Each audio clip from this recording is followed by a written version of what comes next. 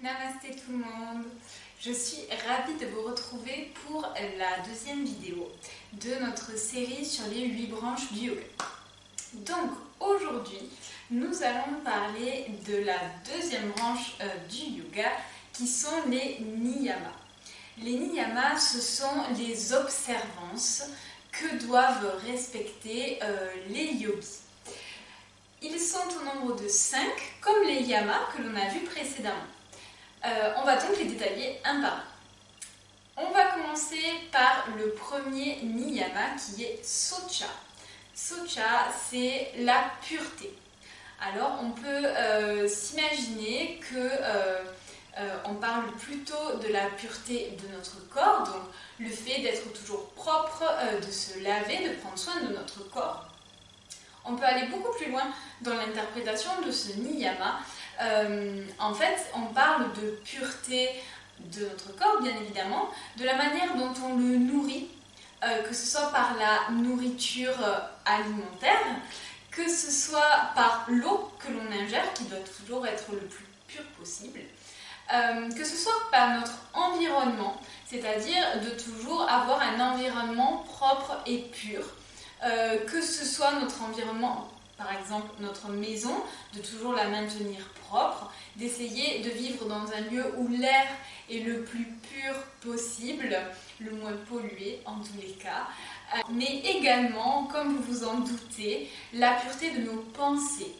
Voilà, de ne pas penser à des choses mauvaises, de ne pas être dans les choses malsaines, de ne pas être jaloux, de ne pas envier, toutes ces sortes de choses, voilà, donc de vraiment travailler sur la pureté d'un point de vue corporel, donc physique, d'un point de vue environnemental et d'un point de vue de notre pensée, de notre mental. Donc c'est vraiment une pureté globale que l'on cherche dans Socha. Le deuxième niyama, on va parler de Santosha. Santosha, c'est le contentement. Se contenter de ce qui est. Apprécier ce que nous avons au lieu de toujours chercher à avoir plus, à faire plus. Donc on est vraiment dans le contentement de ce qui est. Se rendre compte qu'il ne tient qu'à nous d'être heureux tel que nous sommes aujourd'hui, au moment présent. Et que ce contentement est en fait la porte vers la liberté. Est-ce que ce n'est pas être libre que de se contenter de ce que nous avons et d'être heureux de ce que nous avons? On va travailler dans ce niyama notre réaction par rapport à tout ce qui est extérieur, aux phénomènes extérieurs, aux événements extérieurs. Et le but est de venir regarder, observer, analyser nos réactions que nous avons par rapport à tous ces événements extérieurs. Je vous rappelle au passage que nous n'avons aucun contrôle sur ce qui arrive à l'extérieur de nous. Le seul contrôle que nous avons est de choisir notre réaction par rapport à ces événements extérieurs. Pourquoi s'angoisser ou se stresser par rapport à des événements sur lesquels nous n'avons de toute façon aucun contrôle? Par ce niyama, Santosha, nous apprenons à nous contenter de ce qui est, à accepter et à laisser aller ce qui va nous ouvrir la porte de notre liberté intérieure. Il y a aussi cette notion de arrêter ou en tout cas de diminuer nos plaintes et nos non-contentements par rapport à ce qui arrive et de plutôt essayer de voir toutes ces choses comme un processus d'apprentissage. Au lieu d'être dans les pensées négatives et de toujours voir les choses extérieures comme des événements stressants, plutôt voir ces choses comme un cheminement et une leçon d'apprentissage que nous pouvons avoir pour ensuite le mettre en œuvre par rapport à nos réactions que nous pouvons avoir plus tard. Et de réaliser que la paix n'est en fait qu'un état d'esprit. Et de travailler sur cet état d'esprit de contentement, d'acceptation et finalement de liberté que cela nous procure, de choisir d'être heureux. Le troisième niyama, on va parler de tapas. Tapas, on l'entend souvent en yoga, notamment lorsque l'on fait nos séances de posture. Tapas, on peut le traduire par brûler. Donc c'est plutôt le feu. Voilà, quand on travaille sur tapas en yoga, on va avoir plutôt des des asanas qui sont assez intenses pour venir réveiller un petit peu le feu. Tapas, on peut également le traduire par autodiscipline ou discipline. Donc c'est cette autodiscipline que nous nous imposons.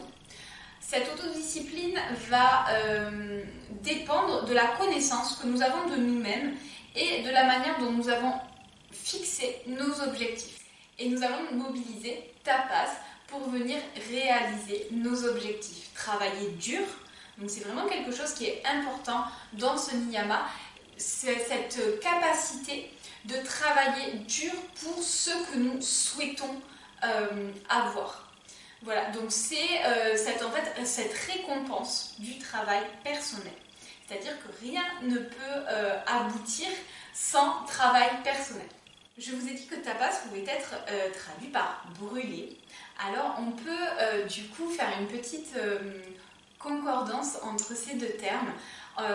Dans ce niyama, on a une idée que travailler dur va brûler nos impuretés. Nous devons brûler, nous débarrasser de tout ce qui ne nous aide pas dans la vie, tout ce qui est un fardeau, tout ce qui est trop lourd, tout ce qui nous freine dans la vie. Nous devons le brûler par cette autodiscipline, par tapas. Voilà, donc tapas, c'est vraiment cette idée de connaître ses objectifs, de travailler dur chaque jour, d'avoir une autodiscipline, de brûler tout ce qui nous encombre, toutes nos impuretés pour nous permettre de mieux fonctionner et d'aller réaliser nos objectifs. Le quatrième niyama, nous allons parler de Ishvara Pranidhana. Ce niyama, c'est en fait la reddition. Le fait de stopper, d'essayer de tout contrôler, de lâcher prise et d'accepter que tout est inconstant dans ce monde, que tout change, que notre vie change, que le monde change et que tout est inconstant. C'est très compliqué pour la plupart des gens de lâcher prise, de comprendre que nous ne pouvons pas tout contrôler. Nous ne pouvons bien évidemment pas contrôler tout ce qui se passe à l'extérieur, tous les événements extérieurs, et nous ne pouvons pas contrôler tout ce qui se passe dans notre corps, toutes nos réactions. On va, par ce niyama, essayer de travailler sur ce lâcher-prise, sur le fait d'être plus dans le moment présent, d'accepter que tout ne nous appartient pas et de laisser aller. Alors vous pouvez mettre tous les mots que vous souhaitez mettre autour de ça. Moi j'aime bien le mot univers. Voilà, on va se rendre compte que parfois il faut laisser quelque chose de plus grand décider pour nous ou nous mettre sur la bonne voie. Il y a aussi cette idée de lâcher prise, d'essayer de tout contrôler et de se laisser porter par la vie, par quelque chose de plus grand. Vous pouvez dire ce que vous voulez, univers, intuition, vous mettez le mot qui vous parle dessus. En tout cas, de laisser faire la vie, de mettre des intentions et de laisser faire. Et le plus souvent, lorsque vous faites ça, lorsque vous arrivez vraiment à lâcher prise, vous vous rendez compte que tout arrive. Tout arrive, tout ce que vous avez demandé arrive. C'est ça, ce quatrième niyama, cette reddition. C'est se dévouer au présent. Essayez de voir au-delà de nous, au-delà de notre ego. Essayez de transcender cet ego qui est parfois un petit peu trop présent et de se rendre compte qu'il est parfois intéressant de laisser aller et de laisser l'univers ou notre intuition nous guider. Et enfin, le cinquième niyama, nous allons parler de Svadhyaya, qui est l'étude. Donc l'étude, alors on peut parler de l'étude des textes sacrés, mais au-delà de ça, on parle beaucoup de l'étude de soi. Dans le fait d'être dans l'observation de nos réactions, de nos actions, de nos pensées, de l'état de notre mental, et de ne pas juger, d'être plutôt dans l'observation et de tirer des conclusions et d'apprendre, d'étudier nous-mêmes. Donc l'objet d'étude en fait est nous-mêmes et on va arrêter d'être dans le jugement et la critique. Cela implique d'être totalement présent à soi et de venir étudier chacune de nos réactions, chacune de nos pensées, chacune de nos actions dans l'instant présent. Le yoga aide énormément à ça, je répète très souvent dans mes cours, de revenir à l'instant présent, d'être vraiment dans ce que nous sommes en train de faire, d'être présent à notre pratique. Lorsque l'on arrive sur notre tapis de yoga, nous sommes entièrement présents. On a laissé le passé, on laisse le futur, on ne pense plus à sa liste de courses par exemple, et nous sommes entièrement dans l'observation de notre mental, des émotions qui peuvent ressurgir, des sensations physiques, de nos réactions face à l'échec sur certaines postures ou à l'inconfort de certaines postures. Le yoga nous permet de nous connaître, de connaître nos limites, de connaître nos réactions. Et du coup, on est vraiment dans une étude de notre soi. Voilà. On vient de passer rapidement en revue les 5 niyamas. Donc, je vous rappelle que c'était la deuxième branche du yoga. La première était les yamas. Je vous renvoie à la première vidéo si vous ne l'avez pas vue. C'est vraiment pour les puristes, je fais vraiment des vidéos rapides pour essayer d'expliquer tous ces concepts rapidement. Bien évidemment, si vous voulez un petit peu aller plus loin, approfondir tous ces termes, il y a beaucoup de livres et beaucoup d'écrits sur tout ça. Mais au moins, je pense que ça vous permet d'avoir une première approche de tout ça, de commencer à réfléchir sur vous, sur vos pratiques de yoga, et si vous ne pratiquez pas le yoga, sur vos actions et vos réactions au quotidien. Je pense que ça peut s'appliquer vraiment à tout le monde, c'est totalement universel. Et je vous retrouve donc la semaine prochaine pour la 3e vidéo, qui sera donc sur la 3e branche du yoga. D'ici là, prenez soin de vous, passez une belle journée, et je vous dis à très bientôt. Namasté!